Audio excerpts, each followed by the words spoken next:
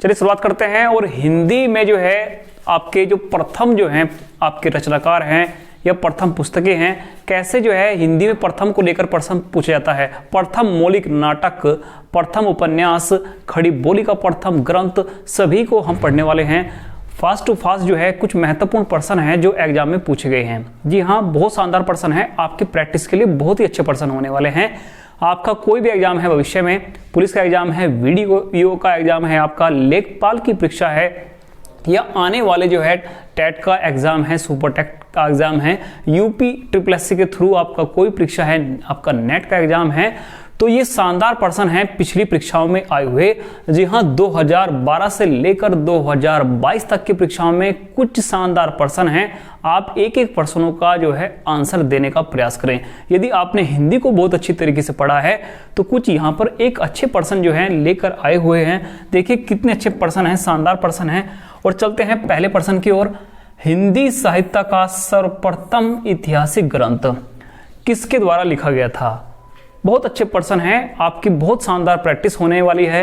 एक एक जो है प्रश्न को बहुत बारीकी समझिए। अपने आप को ये समझिए कि आप जो है परीक्षा हॉल में बैठे हुए हैं, प्रश्न आपके सामने हैं, आए हुए कुछ परीक्षाओं के प्रश्न हैं। कितनी अच्छी आपकी जो है हिंदी हो रही है, इसी से आपको मालूम होगा। तो हिंदी साहित्य का सर्वप्रथम ऐतिहासिक ग्रंथ किसने लिखा है? जॉर्ज गियर्सन ने, गारसा दातासी ने, आचार्य रामचंद्र शुक्ल ने, या इनमें से कोई नहीं? बहुत इंपॉर्टेंट है, बताइए इसका आंसर क्या होगा। हिंदी साहित्य का सर्वप्रथम ऐतिहासिक ग्रंथ किसके द्वारा लिखा गया है? तो ध्यान रखिए, हिंदी साहित्य का सर्वप्रथम ऐतिहासिक ग्रंथ गारसा दातासी के द्वारा लिखा गया था। जी हाँ, गारसा दातासी जो भारत में कभी नहीं आए। जी हाँ, कितना देखिए, हिंदी साहित्य का सर्वप्रथम इतिहास ग्रंथ लिखने वाले जो भारत में नहीं आए, फ्रांस में रहकर ही इन्होंने हिंदुस्तानी की पढ़ाई की और हिंदी साहित्य का सर्वप्रथम ऐतिहासिक ग्रंथ लिख दिया। अब यह भी प्रश्न पूछा जाता है कि गारसा दातासी किस देश के रहने वाले थे? बहुत अच्छा प्रश्न है, फ्रांस के रहने वाले थे। और इन्होंने जो एक ग्रंथ लिखा था 1839 में इसका पहला प्रकाशन हुआ था। नाम है इस्तवार लिटरेतुर एदुई हिंदुस्तानी। ये जो है इस नाम से जो है हिंदी साहित्य का सर्वप्रथम ऐतिहासिक ग्रंथ लिखा गया था। तो इस पॉइंट को भी आप नोट करिए, ये भी जो है परीक्षा में पूछा जाता है। आप साथ के साथ स्क्रीनशॉट लेकर चलिए और बाद में स्क्रीनशॉट की एक PDF बना लीजिए प्रैक्टिस सेट के तौर पर। बाद में जब आपकी परीक्षा आएगी तो वो PDF आपके बहुत काम आएगी। सभी क्वेश्चनों का एक स्क्रीनशॉट लीजिए, उसके बाद स्क्रीनशॉट से PDF तैयार कीजिए और उस PDF पर कहीं डाल दीजिए कि हिंदी का प्रैक्टिस सेट है ये, जो आपकी परीक्षा में काम आएगा। दूसरा प्रश्न देखिए, हिंदी साहित्य का प्रथम ऐतिहासिक ग्रंथ गारसा दातासी के द्वारा लिखा गया, फ्रांस के रहने वाले थे, 1839 में लिखा गया, इस्तवार लिटरेतुर एदुई हिंदुस्तानी के नाम से लिखा गया था। उसके बाद यदि ये पूछा जाए कि किसी भारतीय के द्वारा, जी हाँ, किसी भारतीय के द्वारा प्रथम बार हिंदी साहित्य का सर्वप्रथम ऐतिहासिक ग्रंथ लिखा गया, तो वे थे आपके शिव सिंह। जी हाँ, शिव सिंह सेंगर के द्वारा लिखा गया था। इसी को शिव सिंह सरोज नाम दिया गया। किसी भारतीय के द्वारा पहली बार हिंदी साहित्य का ऐतिहासिक ग्रंथ लिखा गया, तो वो नाम ध्यान रखना है, शिव सिंह सेंगर। उसके बाद किसी अंग्रेज के द्वारा भारत में रहकर जॉर्ज गियर्सन के द्वारा लिखा गया, उसी को नाम दिया गया the modern vernacular literature of Hindustan. देखिए सारे फैक्ट बहुत इंपॉर्टेंट हैं। जॉर्ज गियर्सन के द्वारा जो हिंदी साहित्य का जो है प्रथम ऐतिहासिक ग्रंथ लिखा गया, उसे the modern vernacular literature of Hindustan नाम दिया गया। ये भी परीक्षा में बहुत ज्यादा पूछा जाता है और परीक्षा में इस तरह प्रश्न आता है कि the modern vernacular literature of Hindustan क्या है? तो आपने ध्यान रखना है, ये जॉर्ज गियर्सन के द्वारा लिखा गया साहित्य का एक ऐतिहासिक ग्रंथ है। उसके बाद आचार्य रामचंद्र शुक्ल के द्वारा हिंदी साहित्य का इतिहास जो ग्रंथ लिखा गया, ये आचार्य रामचंद्र शुक्ल के द्वारा लिखा गया। तो सारे पॉइंट आपने नोट करने हैं। और आइए चलते हैं दूसरे प्रश्न की ओर। दूसरा प्रश्न बहुत शानदार होने वाला है। हिंदी भाषा के लिए हिंदी शब्द का सबसे पहले प्रयोग किसने किया? हिंदी भाषा के लिए हिंदी शब्द का सबसे पहले प्रयोग किसने किया? सर हापा ने किया, अमीर खुसरो ने किया, तो सरफुद्दीन यज़दी के द्वारा किया गया और चंद बरदाई के द्वारा किया गया। तो बहुत इंपॉर्टेंट है कि हिंदी भाषा के लिए हिंदी शब्द का सबसे पहले इस्तेमाल बताइए किसने किया। बहुत अच्छा प्रश्न है, शानदार प्रश्न है, तो आपने ध्यान रखना है सरफुद्दीन यज़दी। जी हाँ, इनकी रचना है जफरनामा, इनकी रचना है जफरनामा। ये तो रचना पूछ लेगा परीक्षा में। ये सारे प्रश्न वही है जो पिछली परीक्षाओं में पूछे गए हैं कि हिंदी का सबसे पहले शब्द का इस्तेमाल करने वाले किस रचना में किया गया, जफरनामा रचना में किया गया। और ये रचना किसकी है, ये रचना सरफुद्दीन यज़दी की एक रचना है। तो बहुत इंपॉर्टेंट क्वेश्चन था। उसके बाद जो क्वेश्चन है, किसने अपनी रचना खालिक बारी में हिंदवी शब्द का इस्तेमाल किया, किसने अपनी रचना खालिक बारी में हिंदवी शब्द का इस्तेमाल किसने किया। तो ये प्रश्न भी अपने आप में महत्वपूर्ण है। देखिए, पहले हिंदी शब्द का इस्तेमाल किया गया था, रचना थी जफरनामा और जो है रचनाकार थे सरफुद्दीन यज़दी। अब की बार हिंदवी शब्द का इस्तेमाल है, अब की बार किस शब्द का इस्तेमाल है, हिंदवी शब्द का इस्तेमाल है। और जिसने पता होगा कि खालिक बारी किसकी रचना थी, तो ये प्रश्न जो है आराम से सोल्व होने वाला है। तो खालिक बारी रचना बताइए किसकी थी, जायसी की थी, अमीर खुसरो की थी, मुल्ला दाऊद की थी या यज़दी की थी। तो ध्यान रखिए, खालिक बारी जो रचना थी वो अमीर खुसरो की रचना थी। जी हाँ, अमीर खुसरो, जिसे अबुल हसन कहा जाता था, जिसे अबुल हसन कहा जाता था। इनके गुरु का नाम निजामुद्दीन औलिया था। अमीर खुसरो का जन्म जो है पटियाली, कासगंज, एटा। जी हाँ, कोई सा भी जो है परीक्षा में पूछा जा सकता है, पटियाली भी, एटा भी, कासगंज भी, तीनों ही जो है आपने ध्यान रखने हैं, स्थान आपने ध्यान रखने हैं। और अमीर खुसरो को सितार व तबले के जनक के नाम से जाना जाता है। और इनकी दो महत्वपूर्ण रचना आपने ध्यान रखनी है, एक खालिक बारी अमीर खुसरो की रचना है और एक आशिका। बहुत पूछी जाती है परीक्षा में कि आशिका किसकी जो है रचना है। आशिका और खालिक बारी, यदि ये आपके ध्यान है दोनों, तो आपका जो है एग्जाम अवश्य ही क्लियर होगा। तो खालिक बारी में सबसे पहली बार अमीर खुसरो के द्वारा, जिसे अबुल हसन के नाम से जाना जाता था, हिंदवी शब्द का इस्तेमाल किया गया। आइए चलते हैं अगले प्रश्न की ओर। बहुत जो है अच्छे प्रश्न है, शानदार प्रश्न है कि हिंदी की प्रथम रचना सुरवाकाचार, हिंदी की प्रथम रचना, बहुत अच्छा है कि हिंदी की प्रथम रचना सुरवाकाचार किसने लिखी थी। हिंदी की प्रथम रचना सुरवाकाचार किसने लिखी थी। देखिए, जो ये शब्द है ये जैन धर्म को दर्शाता है। जी हाँ, जैन धर्म को दर्शाता है। श्रावक जो शब्द है, तो ये हिंदी की प्रथम रचना सुरवाकाचार किसने लिखी थी, बताइए जल्दी से। सरहापा के द्वारा, श्रीधर पाठक के द्वारा, आचार्य देवसेन के द्वारा, अमीर खुसरो के द्वारा। ये प्रश्न जो है बहुत ज्यादा परीक्षाओं में पूछा गया है। जितने भी प्रैक्टिस सेट मिले हैं पिछली परीक्षाओं के, बहुत ज्यादा ये प्रश्न पूछा गया है। तो बताइए आपका आंसर क्या होने वाला है। हिंदी की प्रथम रचना सुरवाकाचार किसने लिखी थी, तो इसका सही आंसर है आचार्य देवसेन। जी हाँ, आचार्य देवसेन के द्वारा लिखी गई थी हिंदी की प्रथम रचना, नाम था सुरवाकाचार। तो आप स्क्रीनशॉट ले सकते हैं इन सभी प्रश्नों का। उसके बाद में और जो है महत्वपूर्ण प्रश्नों को देखेंगे। चलिए जो है अगले कुछ शानदार प्रश्न देखते हैं। हिंदी का प्रथम महाकाव्य है, बताइए हिंदी का प्रथम महाकाव्य है प्रिय प्रवास, पृथ्वीराज रासो या इंदुमती। ठीक है, हिंदी का प्रथम यदि महाकाव्य की बात करते हैं तो सभी जानते हैं कि हिंदी का प्रथम महाकाव्य कौन सा है, पृथ्वीराज रासो। पृथ्वीराज रासो जो है हिंदी का प्रथम क्या है, महाकाव्य है, चंद बरदाई के द्वारा लिखा गया है। उसके बाद अगला क्वेश्चन है कि खड़ी बोली हिंदी के प्रथम कवि आपने बताने हैं।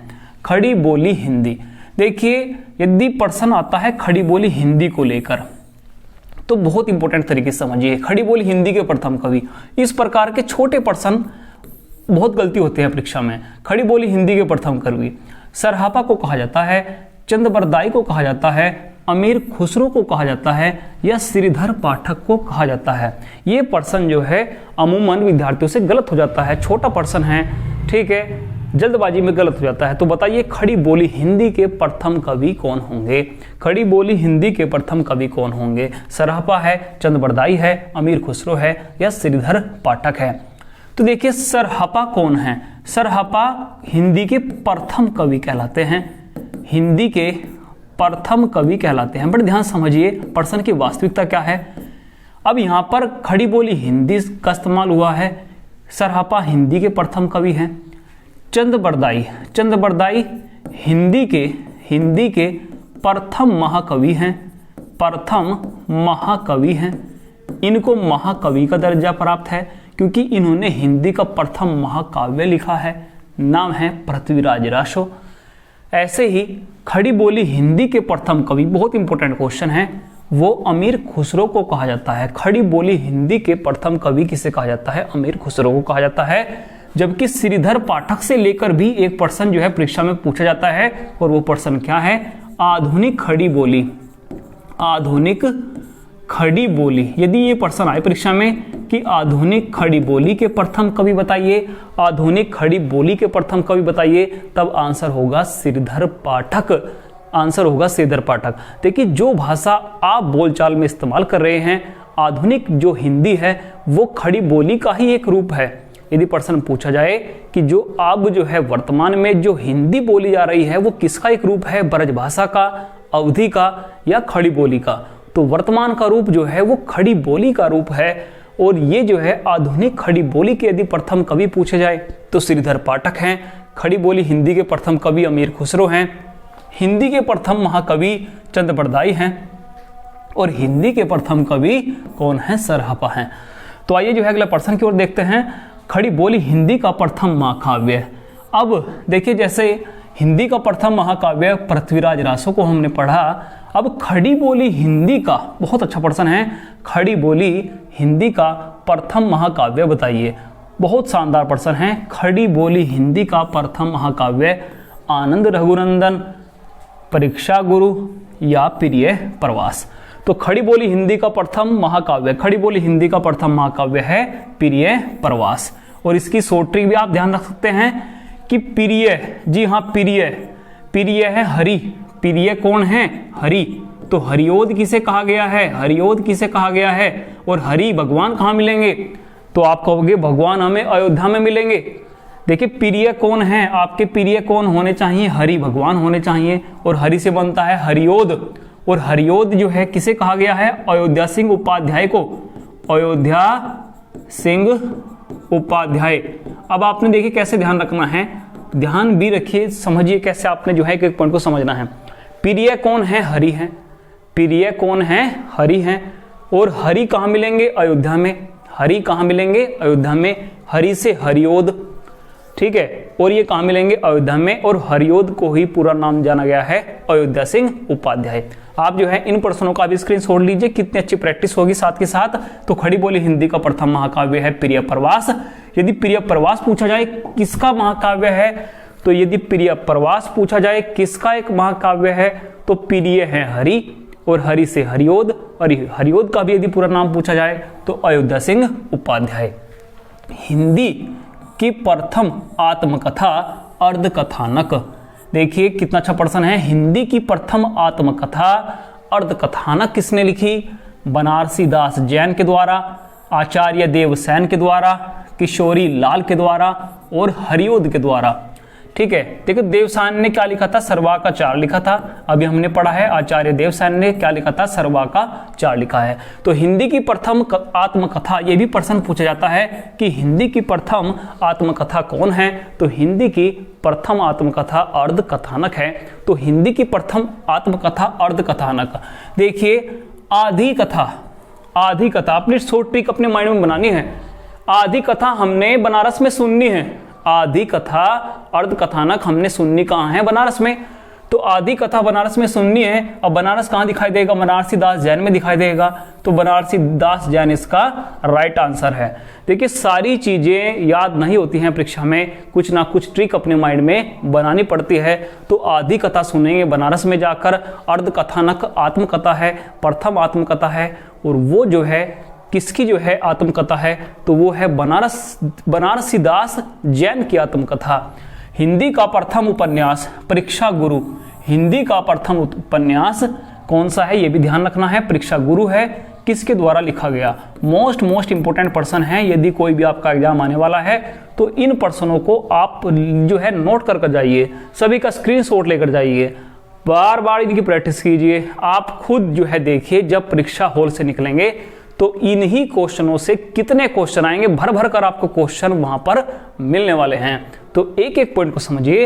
हिंदी का प्रथम उपन्यास परीक्षा गुरु किसने लिखा? किशोरी लाल के द्वारा, लाला श्रीनिवास दास, देवसेन या विद्यापति के द्वारा। अब आपने ट्रिक देखो क्या बनानी है। देखिए, आदि कथा बनारस में सुननी है, बनारसी दास जैन। प्रिय प्रवास, यदि पूछा जाए प्रिय प्रवास किसकी रचना है, तो आप कहोगे प्रिय तो हरि है। प्रिय तो कौन है? हरि है। और हरि से क्या बना? हरिओद बना। आप कहोगे हरि कहाँ मिलेंगे, तो आप कहोगे जी अयोध्या में मिलेंगे। तो अयोध्या सिंह उपाध्याय इन्हीं का नाम है। तो एक तो ये शॉर्ट ट्रिक बन गई, भूलने के नहीं पूरी जिंदगी। ठीक है। अर्धकथानक बनारसी दास जैन। परीक्षा, देखिए परीक्षा जहां होगी किसी निवास में होगी। परीक्षा जब देने जाओगे तो आप किसी निवास में, किसी घर में देने जाओगे परीक्षा। तो परीक्षा गुरु हिंदी का प्रथम उपन्यास है। किसने लिखा? बस माइंड में आपने ध्यान रखना है कि परीक्षा तो किसी निवास में बैठकर देनी है। अब ये निवास देखिए कहाँ मिल रहा है, परीक्षा किसी निवास में बैठकर देनी है। निवास ढूंढने की कोशिश करी, ये मिल गए निवास। तो लाला श्रीनिवास दास, लाला श्रीनिवास दास हिंदी का प्रथम उपन्यास लिखा है। देखिए ट्रिक आपने पता होनी चाहिए। ठीक है। तो हिंदी का प्रथम उपन्यास जो है परीक्षा गुरु किसके द्वारा लिखा गया था? लाला श्रीनिवास दास के द्वारा लिखा गया था। तो परीक्षा आपने कहाँ देनी है? एक निवास में बैठकर। गोपाल चंद्र के द्वारा, गोपाल चंद्र गिरधर दास, बहुत इंपॉर्टेंट है, गोपाल चंद्र गिरधर दास के द्वारा हिंदी का प्रथम मौलिक नाटक, हिंदी का प्रथम मौलिक नाटक कौन सा लिखा गया? तो गोपाल चंद्र गिरधर दास, गोपाल चंद्र गिरधर दास के द्वारा हिंदी का प्रथम मौलिक नाटक कौन सा लिखा गया? जानकी मंगल, नहुष या आनंद रघुनंदन। बहुत इंपॉर्टेंट है। बताइए, गोपाल चंद्र गिरधर दास के द्वारा हिंदी का प्रथम मौलिक नाटक लिखा गया, उसी को नहुष कहा गया। उसी को क्या कहा गया? नहुष कहा गया। बड़ा ही खास प्रश्न है। हिंदी का प्रथम मौलिक नाटक पूछा जाता है, नहुष को कहा जाता है। हिंदी का प्रथम उपन्यास परीक्षा गुरु, हिंदी की प्रथम आत्मकथा अर्धकथानक, हिंदी की प्रथम आत्मकथा अर्धकथानक। एक बार जो है स्क्रीनशॉट आप ले लीजिए, बहुत इंपॉर्टेंट है। सारे के सारे प्रश्न अपने आप में बहुत महत्वपूर्ण हैं। और हिंदी की प्रथम मौलिक कहानी, हिंदी की प्रथम मौलिक कहानी इंदुमती, हिंदी की प्रथम मौलिक कहानी इंदुमती के रचनाकार। देखिए, इंदु है किसी लड़की का नाम, किसी किशोरी का नाम। इंदु है किसी लड़की का नाम, किशोरी का नाम। बस यही आपकी ट्रिक है। तो हिंदी की प्रथम मौलिक कहानी इंदुमती किसके द्वारा लिखी गई? किशोरी लाल गोस्वामी के द्वारा, कृष्णदास के द्वारा, केशव प्रसाद के द्वारा।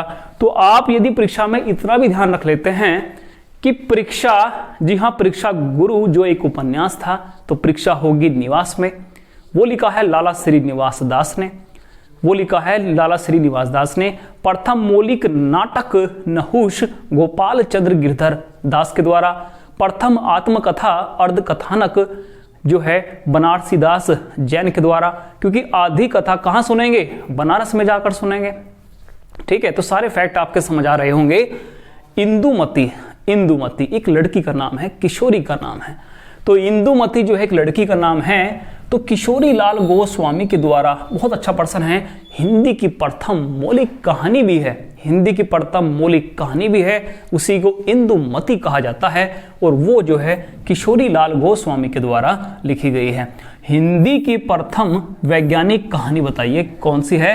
हिंदी की प्रथम वैज्ञानिक कहानी प्रेम पथिक है, झरना है या चंद्रलोक की यात्रा है। यदि प्रश्न पूछा जाए कि हिंदी की प्रथम वैज्ञानिक कहानी क्या होगी, तो हिंदी की प्रथम वैज्ञानिक कहानी चंद्रलोक की यात्रा होगी। हिंदी की प्रथम वैज्ञानिक कहानी है चंद्रलोक की यात्रा। अगला प्रश्न है कि हिंदी की प्रथम एकांकी।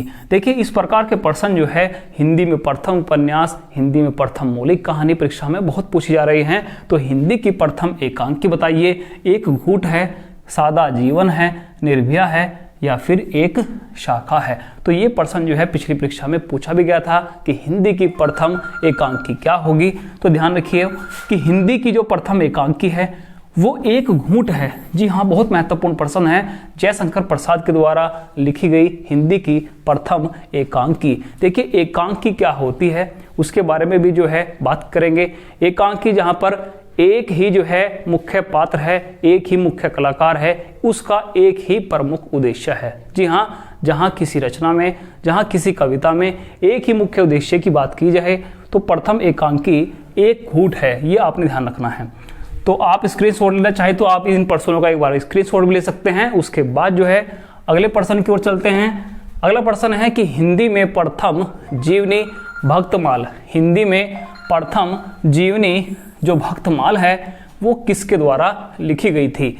बनारसी दास जैन। देखिए बनारसी दास जैन का नाम कहाँ आएगा? जब अर्ध कथानक की बात की जाएगी। उसके बाद नाभा दास, उसके बाद कृष्ण दास। तो हिंदी में प्रथम जीवनी भक्तमाल को कहा गया है और वो नाभा दास के द्वारा लिखी गई है। नाभा दास के द्वारा लिखी गई है हिंदी में प्रथम जीवनी और नाम है भक्तमाल। अगला प्रश्न है कि हिंदी में प्रथम यात्रा वृत्तांत। मोस्ट इंपोर्टेंट प्रश्न है कि हिंदी में प्रथम यात्रा वृत्तांत, जो यात्रा के दृश्य हैं, यात्रा को लेकर प्रथम जो वृत्तांत लिखा गया था वो किसके द्वारा लिखा गया था? तो हिंदी में प्रथम यात्रा वृत्तांत जो है राहुल सांकृत्यायन के द्वारा लिखा गया, भारतेंदु हरिश्चंद्र के द्वारा लिखा गया। बहुत अच्छा प्रश्न है, शानदार प्रश्न है। महादेवी वर्मा के द्वारा लिखा गया या बाल मुकुंद के द्वारा लिखा गया। ये प्रश्न जो है बहुत परीक्षा में पूछा जाता है कि हिंदी में प्रथम यात्रा वृत्तांत। तो ध्यान रखिए, लंदन यात्रा के नाम से लिखा गया था और महादेवी वर्मा के द्वारा लिखा गया था। हिंदी में प्रथम यात्रा वृत्तांत महादेवी वर्मा के द्वारा लिखा गया, लंदन यात्रा के नाम से लिखा गया था। अगला प्रश्न है, मुकरियों के जनक माने जाते हैं। देखिए मुकरिया क्या होती है? अपनी बात कहकर मुकर जाना, उसे मुकरिया कहा गया है। जी हाँ, अपनी बात कहकर मुकर जाना। आपने देखा भी होगा, हम जो है किसी से हंसी मजाक में कोई बात कह देते हैं, जब दूसरा व्यक्ति नाराज होता है तब हम अपनी बात से तुरंत पलट जाते हैं, तो वे होती हैं मुकरियाँ।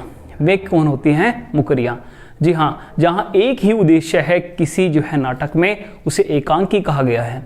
और मुकरिया कहकर मुकर जाना, तो ये मुकरियों की भी शुरुआत की थी। जी हाँ, मुकरियों की शुरुआत की थी। बताइए किसने की थी? जायसी ने की थी, अमीर खुसरो ने, या सूरदास ने, या तुलसीदास ने? मुकरियों के जनक कौन माने गए हैं? तो मुकरियों के जनक वही माने गए हैं जो सितार और तबले के जनक माने गए हैं। सितार और तबले के जनक माने गए हैं, उसी को ही मुकरियों का जनक भी माना गया है। जिसके पास तोता ए हिंद की उपाधि है, जिसके पास तोता ए हिंद की उपाधि है, जिसे अबुल हसन कहा गया है, जिसे अबुल हसन कहा गया है। निजामुद्दीन औलिया जिसके गुरु हैं, पटियाली कासगंज एटा में जिसका जन्म हुआ है, उसे ही मुकरियों का जनक कहा गया है। खालिक बारी आशिका जिसकी रचनाएं हैं, उसे ही मुकरियों का जनक कहा गया है। तो अमीर खुसरो को मुकरियों का जनक कहा गया है। बहुत इंपॉर्टेंट प्रश्न है। तो चलिए जो है आप इसके का भी स्क्रीनशॉट लीजिए, उसके बाद में और जो है शानदार प्रश्न पढ़ेंगे। अगला प्रश्न देखिए क्या है? हिंदी के प्रथम गीतकार। जी हाँ, हिंदी के प्रथम गीतकार असायत हैं, विद्यापति हैं, पंत है। तो हिंदी के प्रथम गीतकार कौन हैं? तो जो हिंदी के प्रथम गीतकार थे उनके पास अलग ही विद्या थी, उनके पास अलग ही विद्या थी। तो वे थे आपके विद्यापति, वे थे आपके विद्यापति। अपभ्रंश का वाल्मीकि किसे माना गया है? जल्दी से बताइए। अपभ्रंश का वाल्मीकि सरहपा स्वयंभू या चंद्रवरदाई? तो अपभ्रंश का वाल्मीकि माना गया है स्वयंभू को। अपभ्रंश का वाल्मीकि से माना गया है स्वयंभू को। हिंदी के प्रथम सूफी कवि, बहुत अच्छा प्रश्न है कि हिंदी के प्रथम सूफी कवि अब्दुल रहमान, मुल्ला दाऊद या कुतुबन? बहुत अच्छा प्रश्न है कि हिंदी के प्रथम सूफी कवि बताइए। तो आप जो है ऑप्शन के हिसाब से इसे सही कर सकते हैं, मुल्ला दाऊद को। जी हाँ, मुल्ला दाऊद, जिनकी प्रमुख रचना है चंदायन, जिनकी प्रमुख रचना है चंदायन। देखिए इस वीडियो में बहुत जो है रचनाएं आपको मिल गई, जैसे जफरनामा यजदी की रचना है, आशिका खालिक बारी जो है अमीर खुसरो की रचना है, चंदायन परीक्षा में बहुत पूछी जाती है। मुल्ला दाऊद की प्रसिद्ध रचना है चंदायन, और हिंदी के प्रथम सूफी कवि भी माना गया है। कहीं कहीं किताबों में असायत को भी हिंदी के प्रथम सूफी कवि लिखा गया है, मगर आप जो है ऑप्शन के हिसाब से इसे सही कर सकते हैं। कुछ किताबों में या आचार्य रामचंद्र शुक्ल ने कुतुवन को जो है हिंदी का प्रथम सूफी कवि माना है, मगर यदि जो है हिंदी का प्रथम सूफी कवि आए और मुल्ला दाऊद वहां पर हो तो आप इन्हीं को प्राथमिकता देना, जिनकी रचना है चंदायन। आप स्क्रीनशॉट लीजिए, उसके बाद और महत्वपूर्ण प्रश्नों को समझेंगे। सारे अच्छे अच्छे प्रश्न आ रहे हैं। मुक्त छंद का पहला प्रयोग किस रचना में हुआ? मुक्त छंद का पहला प्रयोग किस रचना में हुआ? उर्वशी में, झरना में या जूही की कली में? मुक्त छंद का बहुत अच्छा प्रश्न है कि मुक्त छंद का पहला प्रयोग किस रचना में हुआ? तो रचना है जूही की कली। जी हाँ, सूर्यकांत त्रिपाठी निराला की रचना जूही की कली में मुक्त छंद का पहला प्रयोग हुआ था। अगला प्रश्न है कि हिंदी साहित्य के काल विभाजन व नामकरण का प्रथम प्रयास करने वाले कौन थे? जॉर्ज गियर्सन थे, रामचंद्र शुक्ल थे या गारशादा तासी थे? तो हिंदी साहित्य के काल विभाजन का नामकरण करने वाले थे जॉर्ज गियर्सन। जी हाँ, जॉर्ज गियर्सन। उसके जो बाद अच्छा प्रश्न है कि हिंदी भाषा के प्रशिक्षण के लिए फोर्ट विलियम कॉलेज कहाँ स्थापित किया गया था? हिंदी भाषा के प्रशिक्षण के लिए फोर्ट विलियम कॉलेज कहाँ स्थापित किया गया था? मद्रास में, बंबई में, कलकत्ता में। देखिए यहाँ पर एक हिंदी विभाग भी बनाया गया था। ये कॉलेज कलकत्ता में खुला था, मगर यहाँ पर एक प्रश्न और आपने ध्यान रखना है। जॉन गिल क्राइस्ट हिंदुस्तानी जो विभाग यहाँ पर बनाया गया था उसके अध्यक्ष बनाए गए थे। हिंदी भाषा के प्रशिक्षण विभाग फोर्ट विलियम कॉलेज कलकत्ता में स्थापित हुआ था और वहां पर जो हिंदुस्तानी विभाग था उसके अध्यक्ष यदि पूछ लिया जाए परीक्षा में तो जॉन गिल क्राइस्ट थे। तो उम्मीद है सारे प्रश्न आपने अच्छे लग रहे होंगे। आप स्क्रीनशॉट लेते रहिए, इनकी पीडीएफ बना के रखिए सारे प्रश्नों की, और बाद में जो एक बार और रिवाइज करिए। केंद्रीय हिंदी संस्थान का मुख्यालय कहाँ है? बहुत शानदार प्रश्न है।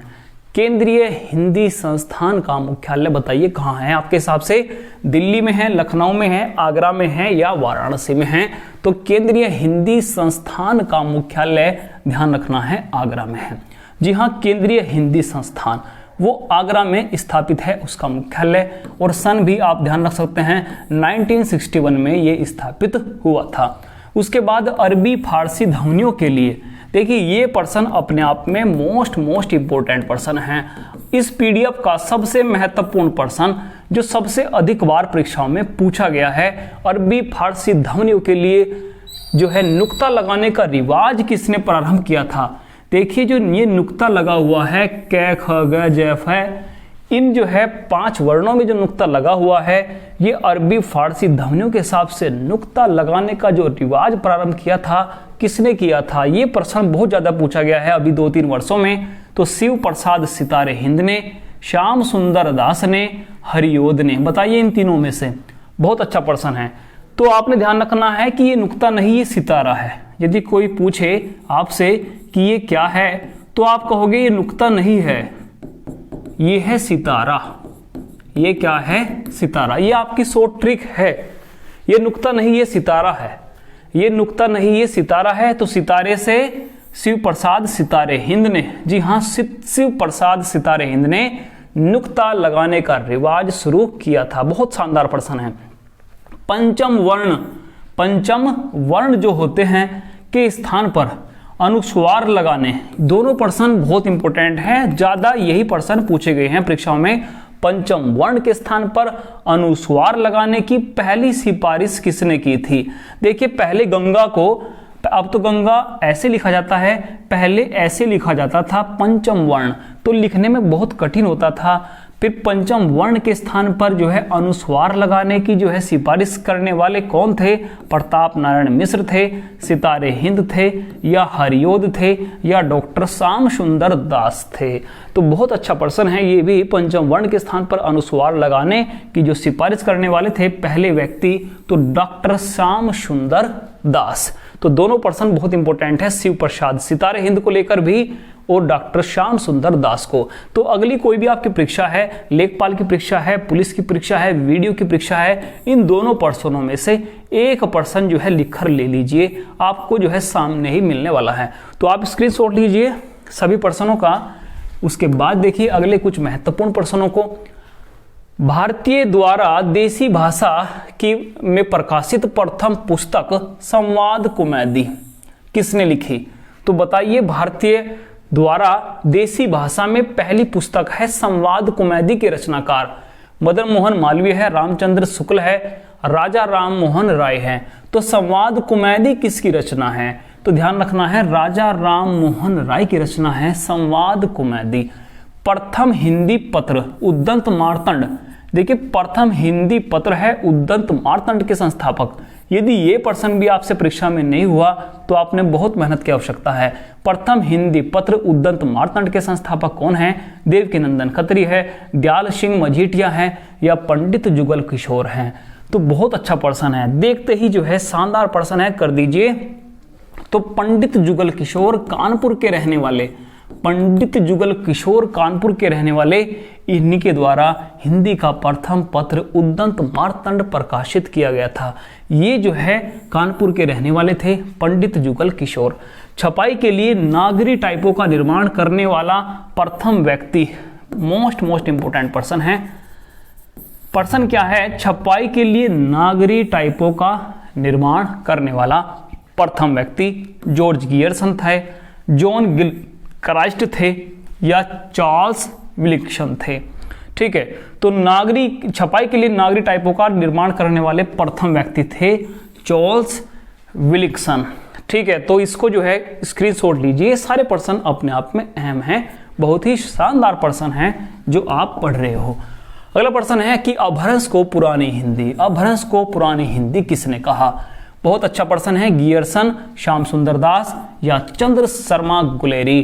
तो बताइए, अपभ्रंश को पुरानी हिंदी कहने वाले थे चंद्रधर शर्मा गुलेरी। उसके बाद पर्सन है, साहित्यिक अपभ्रंश को पुरानी हिंदी किसने कहा? हजारी प्रसाद द्विवेदी ने, शिवसागर ने, आचार्य रामचंद्र शुक्ल ने।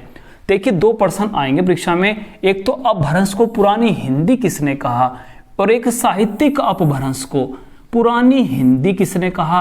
तो यहां आंसर होगा आचार्य रामचंद्र शुक्ल। अगला प्रश्न है कि अवधी भारत के बाहर किस देश में बोली जाती है? जो अवधी भाषा है ये भारत के बाहर कहां बोली जाती है? देखिए, अवधी का यदि हम क्षेत्र देखें एक बार, तो यूपी की यदि बात करें, देखिए थोड़ा सा एक मिनट जो है आपको थोड़ा समझने में लगेगी। यदि हम यूपी की बात करें, उत्तर प्रदेश की यदि हम बात करें, तो उत्तर प्रदेश का जो ये पूर्वी क्षेत्र है ये अवधी भाषी क्षेत्र है। पूर्वी क्षेत्र अयोध्या, श्रावस्ती, ये जो है आपका क्षेत्र जो है ये अवधी भाषी क्षेत्र है। इधर जो है जो पश्चिम के क्षेत्र है ये खड़ी बोली का, पश्चिम के जो क्षेत्र हैं ये खड़ी बोली के, खड़ी बोली का जो क्षेत्र है ये आपके मेरठ, शामली, सहारनपुर, मुजफ्फरनगर ये क्षेत्र, और ये मथुरा आगरा का क्षेत्र है ये ब्रज भाषा का क्षेत्र है। ये क्या है? ब्रज भाषा का। ठीक है, तो ये पश्चिम की ओर इधर की ब्रज भाषा, ये खड़ी बोली, इधर हरियाणा बॉर्डर है शामली के पास, इधर ये बांगुरु का क्षेत्र है। ये किसका है? बांगुरु का है। और इसी जो है हिस्से में यहाँ पर ये बुंदेली का क्षेत्र आ जाता है, बुंदेलखंड के पास, और कन्नौज के पास कन्नौजी का क्षेत्र आ जाता है, कन्नौज के पास कन्नौजी का क्षेत्र आ जाता है। ये बघेलखंड है, सोनभद्र, मिर्जापुर, प्रयागराज का इलाका, इधर ये बघेलखंड, तो यहाँ पर बघेली का क्षेत्र आ जाता है। अवधी का क्षेत्र अयोध्या के पास का क्षेत्र है, ये अवधी भाषा का क्षेत्र है। खड़ी बोली ये मेरठ, सहारनपुर, मुजफ्फरनगर का क्षेत्र है। बांगुरु हरियाणा का क्षेत्र है। ब्रज भाषा मथुरा आगरा का क्षेत्र है, मथुरा आगरा का क्षेत्र है। तो बताइए प्रश्न देखिए क्या है? प्रश्न है कि अवधी भारत के बाहर किस देश में बोली जाती है? फिजी में, तुर्कमेनिस्तान में या सूरीनाम में। ठीक है, तो अवधी बोली जाती है फिजी देश में, अवधी बोली जाती है फिजी में। तुर्कमेनिस्तान में बोली जाती है ब्रज भाषा। जी हाँ, तुर्कमेनिस्तान में कौन सी भाषा बोली जाती है? ब्रज भाषा। और ब्रज भाषा को बंगाल में ब्रज बोली कहा जाता है। यदि बंगाल में बात करें तो ब्रज बोली कहा जाता है। सूरीनाम जो देश है वहां पर भोजपुरी बोली जाती है। जी हाँ, भोजपुरी अभी 22 मान्यता प्राप्त भाषाओं में नहीं है, मगर अंतर्राष्ट्रीय स्तर पर बहुत बोली जाती है। बिहार की भाषा भोजपुरी वो सूरीनाम में बोली जाती है। तो ये भी बहुत शानदार प्रश्न है अपने आप में, इसे भी आप नोट करिए। ठीक है, अब स्क्रीनशॉट ले लीजिए। चलते हैं कुछ अगले प्रश्नों की ओर। अगला शानदार प्रश्न देखिए, क्या प्रश्न है उसको भी समझिए। एक मनई के दुई बेटवे रहीन। जी हाँ, ये पंक्ति अभी एक परीक्षा में पूछी गई थी। एक मनई के दुई बेटवे रहीन, ये किस भाषा की पंक्ति है? खड़ी बोली की, अवधी की, ब्रजभाषा की या बांगरू की? तो इसको जो है ध्यान कर जाइए परीक्षा में। एक मनई के दुई बेटवे रहीन, ये जो है अवधी भाषी क्षेत्र की पंक्ति है। ये है अवधी भाषी क्षेत्र की पंक्ति। ठीक है, देखिए खड़ी बोली क्या है? हिंदी का आधुनिक रूप।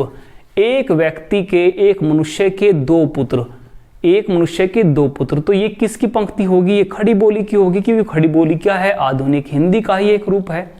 यदि बांगरू की बात पूछे जाए, बांगरू, तो बांगरू को जो है हरियाणा में मनुष्य को कहा जाएगा मानस। जी हाँ, एक मानस के दो छोरा रहे, एक मानस के दो छोरा रहे। छोरा मतलब पुत्र को, ठीक है, छोरी पुत्री को, और मनुष्य को मानस, तो वो बांगरू भाषा हो गई। ठीक है, ऐसे ही एक जने के दो छोरा, एक जने के दो छोरा। देखिए छोरा और छोरी शब्द ये बांगरू में भी इस्तेमाल आता है और आपका ब्रज भाषा में भी। ठीक है, तो एक जने, अब वहां मानस बोला जाएगा। यदि बोला जाए कि एक मानस के दो छोरा है, एक मानस के दो छोरा है, तो आप कहोगे हरियाणवी है, तो ये तो हरियाणवी है, बांगरू है। मगर यदि कहा जाए एक जने के दो छोरा है, तो मानस को जने कहा जाता है ब्रजभाषी क्षेत्र में, ब्रज भाषा में। तो एक जने के दो छोरा, ये पंक्ति है ब्रज भाषा में। ठीक है, और एक मनुष्य के दो पुत्र, वो खड़ी बोली की। और एक मनई के दुई बेटवे रहीन, एक मनई के दुई बेटवे रहीन। देखिए अवधि पर प्रभाव पड़ेगा बिहार का, क्योंकि पूर्वांचल क्षेत्र में है। देखिए अवधि पर किसका प्रभाव पड़ेगा? बिहार राज्य का प्रभाव पड़ेगा। ठीक है, अवधि पर बिहार राज्य का प्रभाव पड़ेगा। तो एक मनई के दुई बेटवे रहीन, भोजपुरी का कुछ टच आएगा तो अवधि में जाएगी। ये पंक्ति कहाँ जाएगी? अवधि में। एक जने के दो छोरा, ब्रजभाषा। एक मानस के दो छोरा, बांगरू, ये कहाँ जाएगी? बांगरू में। अगला प्रश्न है, प्रचलित हिंदी को ठेठ हिंदी किसने कहा? प्रचलित हिंदी को ठेठ हिंदी किसने कहा? भारतेंदु हरिश्चंद्र ने, अयोध्या प्रसाद खत्री ने, आचार्य रामचंद्र शुक्ल ने। अच्छा प्रश्न है, प्रचलित हिंदी को ठेठ हिंदी कहने वाले थे अयोध्या प्रसाद खत्री। अयोध्या प्रसाद खत्री। ठेठ हिंदी किसने कहा? इंपोर्टेंट है, अयोध्या प्रसाद खत्री ने कहा। चलिए अगले कुछ शानदार प्रश्न और रह रहे हैं, इनको भी देखते हैं। हिंदी भाषा शोध संस्थान कहाँ स्थापित है? तो ध्यान रखना है, मैसूर, नई दिल्ली, लखनऊ, आगरा। हिंदी भाषा का शोध संस्थान यदि पूछा जाए, देखिए केंद्रीय हिंदी संस्थान तो आगरा में था, मगर भाषा शोध संस्थान, बहुत अच्छा प्रश्न है, भाषा शोध संस्थान मैसूर कर्नाटक में है। मैसूर कर्नाटक में। विशुद्ध संस्कृत निष्ठ हिंदी की परिकल्पना किसने की थी? राजा लक्ष्मण सिंह, हरिओद या आचार्य रामचंद्र शुक्ल? तो विशुद्ध संस्कृत निष्ठ हिंदी की परिकल्पना की थी राजा लक्ष्मण सिंह ने। अच्छे प्रश्न है अपने आप में। मैथिल कोकिल की संज्ञा, मैथिल कोकिल, जी हाँ, मैथिल कोकिल किसे कहा गया? तो मैथिल कोकिल विद्यापति को कहा गया। मैथिल कोकिल किसे कहा गया? विद्यापति को कहा गया। 22 मान्यता प्राप्त भाषा में नहीं है, राजस्थानी, गुजराती, डोंगरी या कश्मीरी? तो बताइए 22 मान्यता प्राप्त भाषा में कौन सी भाषा नहीं है? तो आपने ध्यान रखना है, राजस्थानी नहीं है, राजस्थानी नहीं है 22 मान्यता प्राप्त भाषाओं में। तो ध्यान रखिए, राजस्थानी को अभी 22 मान्यता प्राप्त भाषाओं में नहीं शामिल किया गया है। बिहार की अंगिका को भी नहीं किया गया है, अभी भोजपुरी को भी नहीं किया गया है 22 मान्यता प्राप्त भाषाओं में। सिक्किम की लेपचा को भी नहीं किया गया है। और त्रिपुरा की कोक बोरोक को भी नहीं किया गया है। बड़े ध्यान समझिए, त्रिपुरा की कोक बोरोक, बिहार की भोजपुरी और अंगिका, राजस्थान की राजस्थानी, सिक्किम की लेपचा, सिक्किम की क्या लेपचा, ये अभी 22 मान्यता प्राप्त भाषाओं में नहीं शामिल की गई है और हाल ही में इनको जो है शामिल करने की भी बात चल रही है। ठीक है, तो राजस्थानी नहीं है। अगला प्रश्न देखिए, अब ये जो है कुछ महत्वपूर्ण फैक्ट हैं, इनको भी समझ लीजिए। प्रथम हिंदी वेबसाइट वेब दुनिया बनी थी 1999 में, 1999 में। प्रथम लघु पत्रिका यदि पूछी जाए तो नए पत्ते लक्ष्मीकांत वर्मा की। प्रथम विश्व हिंदी सम्मेलन नागपुर में हुआ था 1975। यूएनओ में प्रथम बार हिंदी में भाषण किसने दिया था? अटल बिहारी वाजपेयी के द्वारा। हिंदी का प्रथम अंतर्राष्ट्रीय विश्वविद्यालय, जिसे महात्मा गांधी अंतर्राष्ट्रीय विश्वविद्यालय के नाम से जाना जाता है, ये वर्धा महाराष्ट्र में। छायावाद की प्रथम रचना झरना जयशंकर प्रसाद की है और हिंदी की प्रथम दलित रचना, ये भी अच्छा प्रश्न है। सारे प्रश्न अपने आप में शानदार हैं, ये परीक्षा में आए हुए प्रश्न हैं। हिंदी की प्रथम दलित रचना अभी हाल ही में पूछी गई थी परीक्षा में, तो अछूत की शिकायत है। अछूत की शिकायत है, हीरा डोम के द्वारा लिखी गई थी, बिहार के रहने वाले थे। तो पहले आप स्क्रीनशॉट लीजिए। देखिए, जितने अच्छे प्रैक्टिस के लिए आपने प्रश्न मिले हैं, उतने ही अच्छे प्रश्न अगली जो है वीडियो में भी आपको मिलने वाले हैं। सभी प्रश्नों की महत्ता को समझिए, प्रश्न परीक्षा में लगातार पूछे गए हैं। तो मिलते हैं एक नेक्स्ट वीडियो में। आज के लिए धन्यवाद। चैनल को सब्सक्राइब कीजिए, वीडियो को लाइक कीजिए। मिलते हैं एक अन्य वीडियो में। आज के लिए धन्यवाद।